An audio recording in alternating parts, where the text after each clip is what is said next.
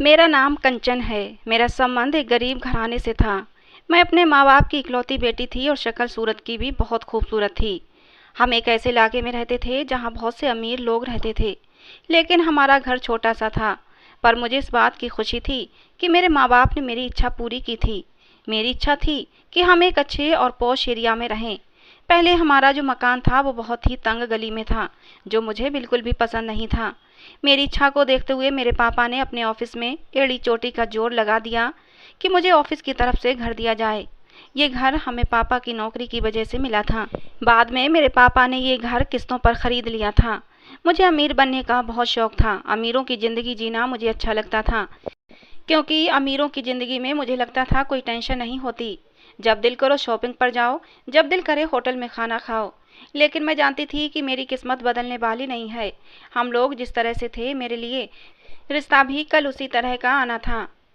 हमने सारी ही ज़िंदगी बहुत सपने देखे थे और आगे भी सपने देखते ही रह जाना था। हमारे घर के सामने एक छोटा सा पार्क था। एक दिन उसी पार्क में मैं जा रही थी कि एक बूढ़ी औरत मेरे सामने आकर फिसल गई। मैं फौरन उसकी तरफ बढ़ी और गिरने से पहले ही उनका हाथ थाम लिया। फिर बड़ी मुश्किल से उन्हें बेंच पर बिठाया। मैं उनके कपड़े साफ करने लगी। उन्होंने बहुत ही खूबसूरत सी साड़ी पहन रखी थी, जो कि बहुत कीमती लग रही थी। वो मुझसे कहने लगी, तुम क्या कर रही हो? मैंने कहा, कोई बात नहीं, आपके कपड़े खराब हो गए हैं, मैं इन्हें साफ कर रही हूँ। उन्होंने मुझे धन्यवाद दिया, फिर मेरा नाम पूछा और ये भी पूछा कि तुम कहाँ रहती हो।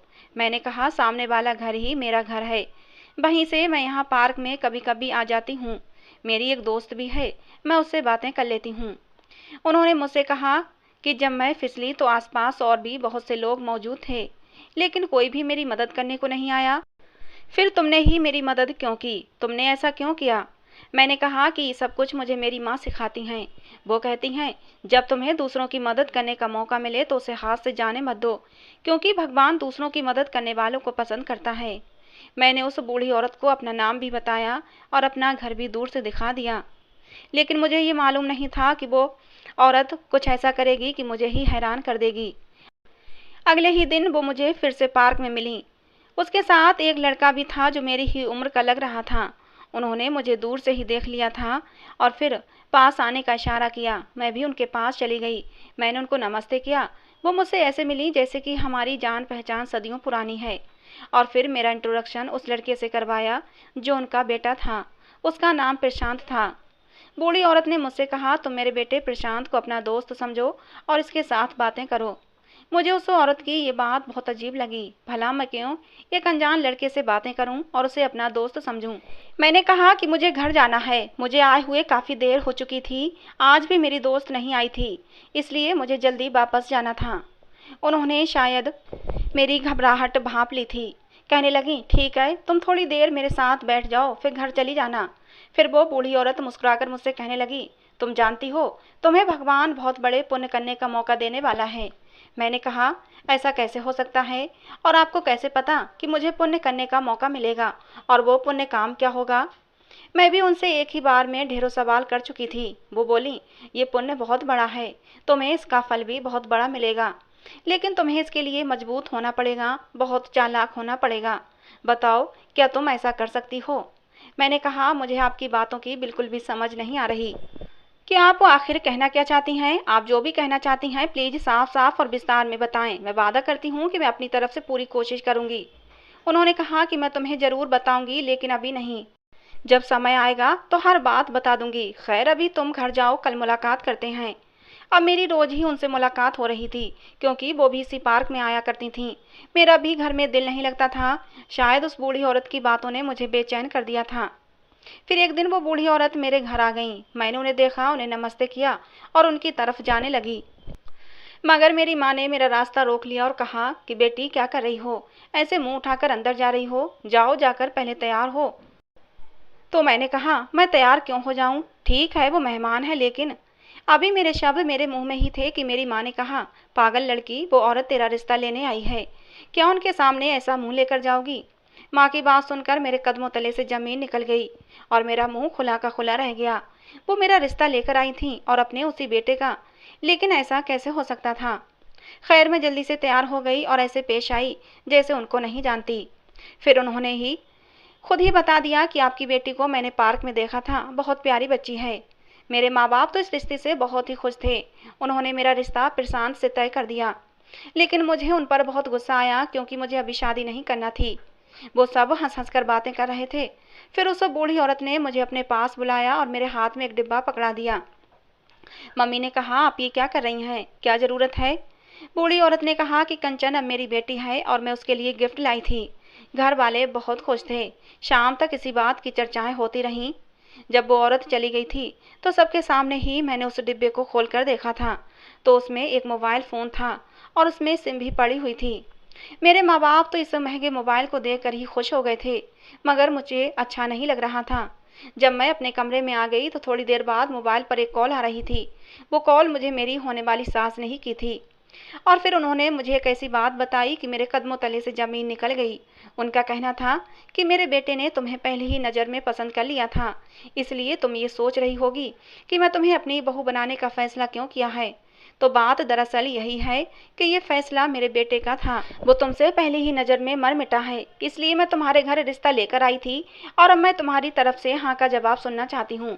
तुम्हारे माँ बाप के मुँह से तो इस रिश्ते के लिए हाँ सुन चुकी हूँ, लेकिन मैं तुम्हारी भी मर्जी जानना चाहती हूँ। बेटा, मैं तुम्हें बहुत खुश रखूँगी। अब भला मैं उनको क्या कहती। मैंने उनको बस इतना कह दिया कि जैसी मेरे माँ बाप की मर्जी होगी वैसी ही मेरी मर्जी होगी। वो इस बात पर भी बहुत खुश हुई थीं कि उन्हें बहुत ही संस्कारी बहू मिली है, जो अपने माँ बाप की मर्जी और उनके फैसले का सम्मान करती है। खैर, मेरी शादी तय हो गई। शादी की बात होने से लेकर मंगनी और फिर मंगनी से विदाई तक मेरे लिए इतने सारे उपहार आए और एक से एक महंगा उपहार। और सबसे हैरत की बात यह थी कि वो सारे उपहार प्रशांत की तरफ से आए थे और इसका साफ मतलब था कि वाकई वो मुझसे मोहब्बत करता था। कहीं किसी किताब में पढ़ा था कि अगर आपने शादी के बाद खुश रहना है तो ऐसे इंसान से शादी करो जो आपसे मोहब्बत करता हो, उससे नहीं जिसे आप पसंद करते हो। अगर उस लड़के को मुझसे मोहब्बत हो गई है तो फिर तो मैं बहुत ही खुशकिस्मत लड़की थी। वो खूबसूरत भी था, मुझसे मोहब्बत भी करता था और उसकी माँ भी बहुत ही अच्छी थी। यहाँ तक कि उनका ख़ानदान भी छोटा सा था। उसकी माँ, जो कि मुझे वैसे ही बहुत अच्छी लगती थी, यानी कि मेरी सास तो पहले ही मेरी दोस्त बनी हुई थी।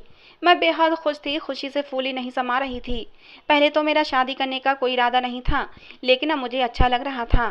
खैर, शादी हो गई और विदाई के बाद मैं अपने घर आ गई। मेरा कमरा बहुत खूबसूरती से सजाया गया था। मैं तो बस देखती ही जा रही थी। तभी दरवाजे पर हल्की सी दस्तक हुई और मैं सीधी होकर बैठ गई। मगर उस वक्त प्रशांत नहीं बल्कि मेरी सास आई थीं। वो मेरे कमरे में आई, मेरा हाथ पकड़कर पहले मेरी तारीफ की, फिर मुझे प्यार किया और कहने लगीं, बेटी, मैंने तुम्हें कहा था ना, भगवान तुम्हें एक बहुत बड़ा पुण्य करने का मौका देने वाला है और किसी को सही राह पर लाना भी तो पुण्य का काम होता है। किसी की बुराई को अच्छाई में बदलना भी पुण्य का काम है। अगर कोई बुरा इंसान है और तुम उसे एक अच्छा इंसान बना दो तो तुम्हें नहीं लगता कि ये कितना अच्छा काम है और उस काम को भगवान कितना पसंद करेगा।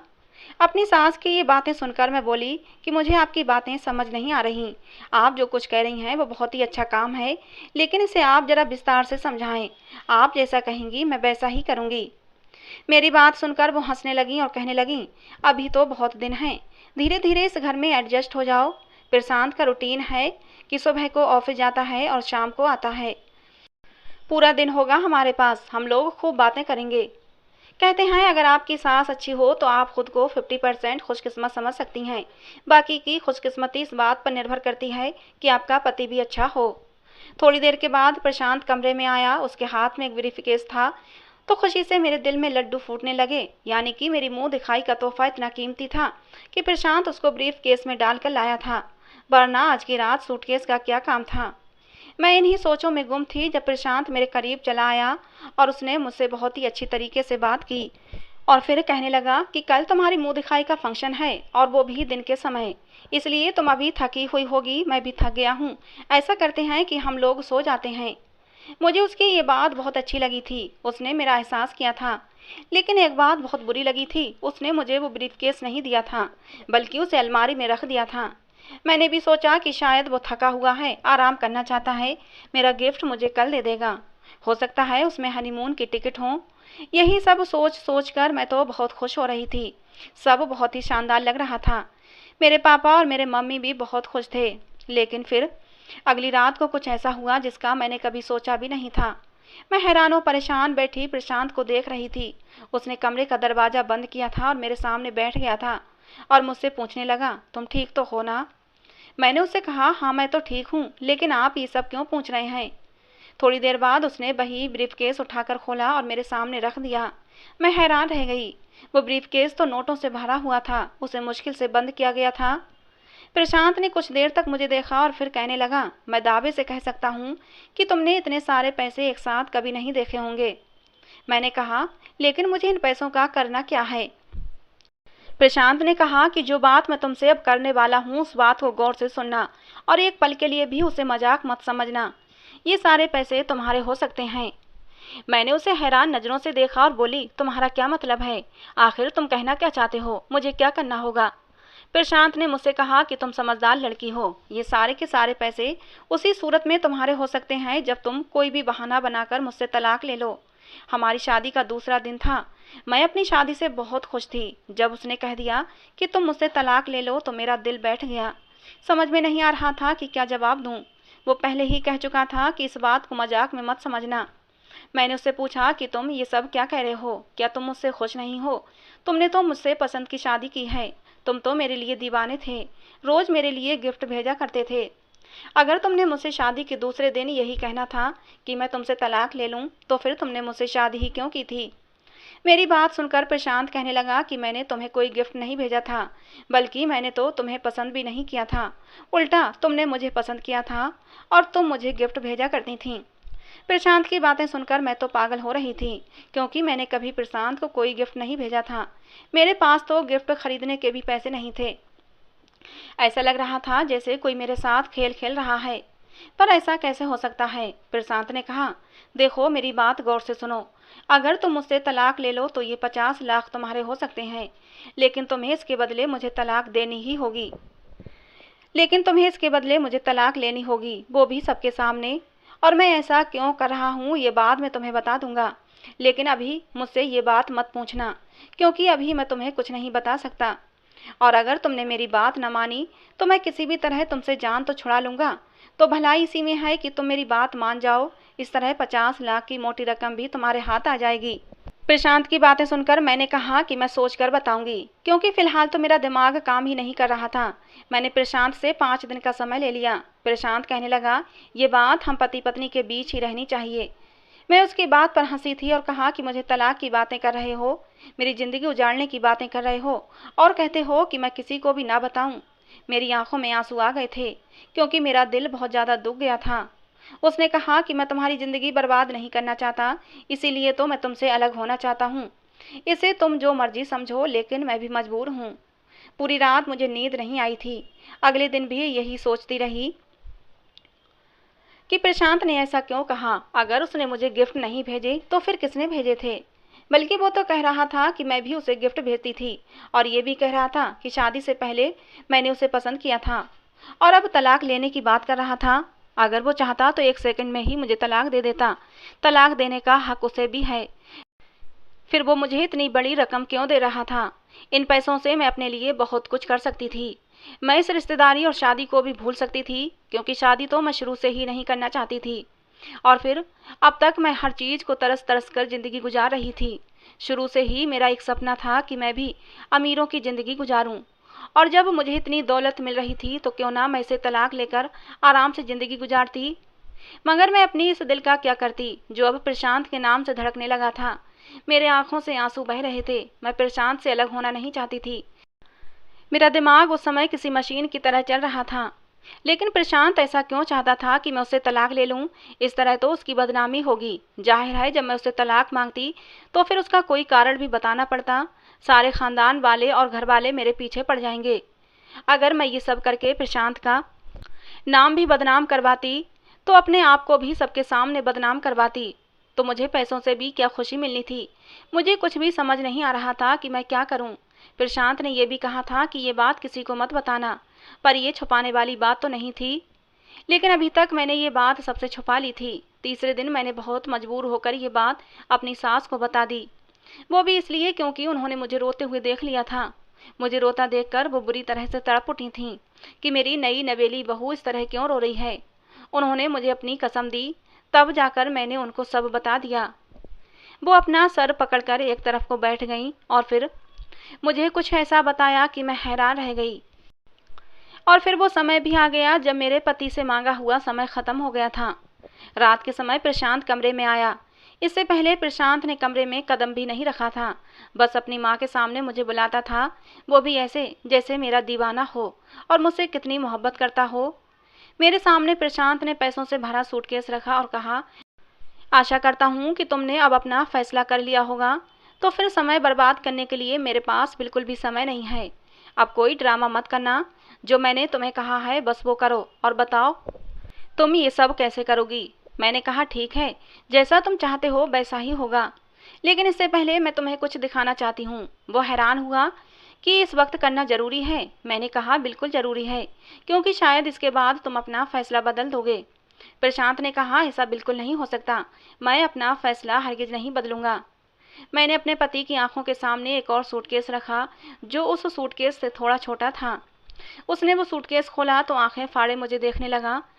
मैंने कहा, शायद अब तुम अपना फैसला बदलने पर मजबूर हो जाओगे। सूटकेस के अंदर रखी चीज देखकर उसके पास कहने को कुछ बचा ही नहीं था। मुझे प्रशांत की माँ की वो बात याद आई जो उन्होंने मुझे उस दिन बताई थी। उन्होंने मुझे बताया था कि जो भी तुम्हारे पास प्रशांत के नाम से गिफ्ट जाते थे वो मैं ही तुम्हें भेजती थी और तुम्हारे नाम से उसके पास गिफ्ट भेजा करती थी। मैं चाहती थी कि तुम लोग ये समझो कि तुम एक दूसरे से मोहब्बत करते हो। तुम दोनों में शादी से पहले ही मोहब्बत का रिश्ता बन जाना चाहिए, ताकि तुम्हारा रिश्ता मजबूत हो जाए। याद है, मैंने कहा था कि तुम्हें एक बहुत बड़ा पुण्य का काम करना है, किसी को सही राह पर लेकर आना है। असल में मैं उस समय अपने बेटे की ही बात कर रही थी। मेरे बेटे के पास बहुत दौलत है, लेकिन उसे दौलत की कोई कदर नहीं है। वो इस दौलत को दोनों हाथों से उड़ा रहा है। मैंने उसके लिए एक वसीयत लिख दी है, जिसके अनुसार जैसे ही उसकी शादी होगी उसकी सारी दौलत उसकी पत्नी के नाम हो जाएगी। यहाँ तक कि उसे अगर पैसे खर्च करना पड़ेंगे तो वो भी अपनी पत्नी के साइन के बगैर नहीं मिलेंगे। इसलिए वो तुम्हारे साथ ये चाल चल रहा था। तुम्हें पैसे देकर इस बात पर मजबूर करना चाहता था कि तुम खुद ही तलाक ले लो, क्योंकि वसीयत के अनुसार मेरा बेटा तुम्हें तलाक भी नहीं दे सकता था। अगर तुम तलाक मांगती तो ये कहता कि मैं क्या करूं, जब वो मेरे साथ रहना ही नहीं चाहती। इस तरह उसकी आज़ादी उसे वापस मिल जाती। मैं अपनी सास से कहने लगी कि आप ऐसा ना करें, क्योंकि इस तरह तो आप उसकी शादी करवाती रहेंगी और ये उनको पैसे दे देकर कुछ भी करके अपनी ज़िंदगी से निकाल देगा। मेरी सास ने मेरे कहने पर एक और वसीयत लिखी थी, जिसके अनुसार प्रशांत अपनी मर्जी से दौलत खर्च कर सकता था, लेकिन तब तक जब तक मैं उसकी पत्नी बनकर रहूंगी। मेरे पति के सामने मेरे सास की लिखी हुई नई वसीयत पड़ी हुई थी और उस वसीयत को देखकर मेरा पति अपना सर पकड़कर बैठ गया था। उसे कुछ भी समझ नहीं आ रहा था। फिर मैंने उसे समझाया कि शादी का मतलब जिंदगी खत्म होना नहीं होता। देखिए, मैं आपको पसंद करती हूँ, आपके साथ रहना चाहती हूँ, कभी भी आपको तंग नहीं करूँगी, हमेशा आपका साथ देने की कोशिश करूँगी, हमेशा आपके साथ वफादार रहूँगी।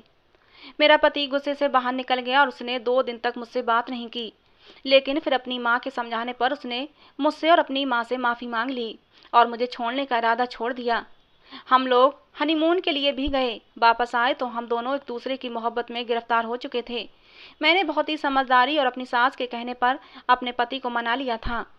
उसकी पहले की जिंदगी बहुत ही अय्याशी भरी थी, उसको पैसों की कोई कदर नहीं थी, इसीलिए मेरी सास ने उसकी शादी मेरे साथ की थी। अब प्रशांत मेरे साथ बहुत ही खुश है, अपनी माँ का धन्यवाद करता है कि उन्होंने उसके लिए इतनी अच्छी हमसफ़र ढूंढ कर दी है।